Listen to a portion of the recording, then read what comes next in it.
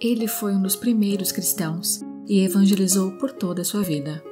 Olá pessoal, aqui é Carol. É um prazer enorme estar com vocês e vamos falar hoje sobre São Marcos, o evangelista, que nos deixou suas ricas palavras sobre Jesus em seu evangelho. Mas antes de começar, você pode contribuir com a evolução do nosso conteúdo.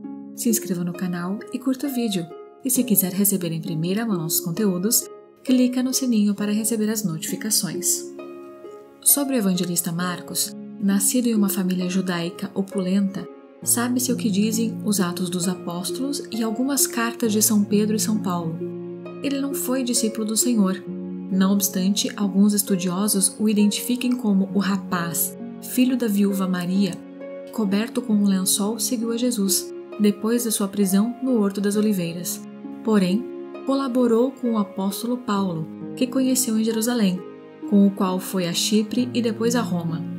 No ano de 66, São Paulo escreveu a Timóteo na prisão romana, dizendo: "Procure Marcos e traga-o com você, porque ele pode ajudar-me no ministério." Não se sabe se Marcos chegou a tempo a Roma para presenciar o martírio de Paulo, mas, na capital do império, certamente pôs-se a serviço de Pedro. A Basílica Romana de São Marcos, em pleno centro histórico, testemunha sua presença, visto que, se diz, a sua casa foi construída sobre o lugar onde surgia a casa onde o evangelista viveu. Pedro citou várias vezes o nome de Marcos. Na sua primeira carta, por exemplo, lemos: "A comunidade que vive em Babilônia, nomeada como Roma, escolhida como vocês, manda saudações. Marcos, meu filho, também." E ainda nos Atos dos Apóstolos, após a libertação milagrosa de Pedro da prisão, diz: "Pedro então refletiu e foi para a casa de Maria, mãe de João, também chamado Marcos, onde muitos se haviam reunido para rezar." Depois da morte do príncipe dos apóstolos, não se tem mais notícia de Marcos. Uma antiga tradição diz que ele foi evangelizar o Egito, onde fundou a igreja de Alexandria. Outra narra que, antes de chegar ao Egito, esteve em Aquileia para reconfirmar a evangelização no nordeste do império. Ali, converteu Hermágoras, que se tornou o primeiro bispo da cidade.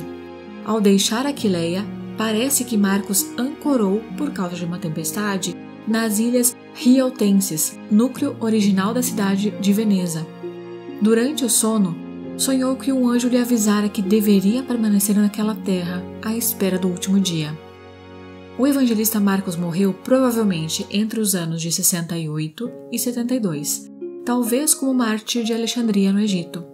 Assim escrevem os Atos de Marcos no século IV.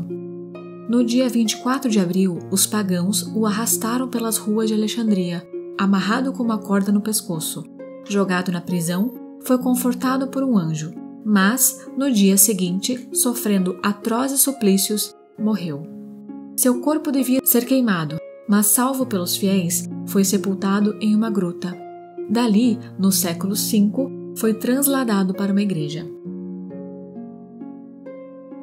Segundo uma lenda, no ano de 828, 2 mercantes venezianos teriam levado o corpo de São Marcos, ameaçado pelos árabes, para a cidade de Veneza, onde ainda hoje descansa na basílica a ele dedicada.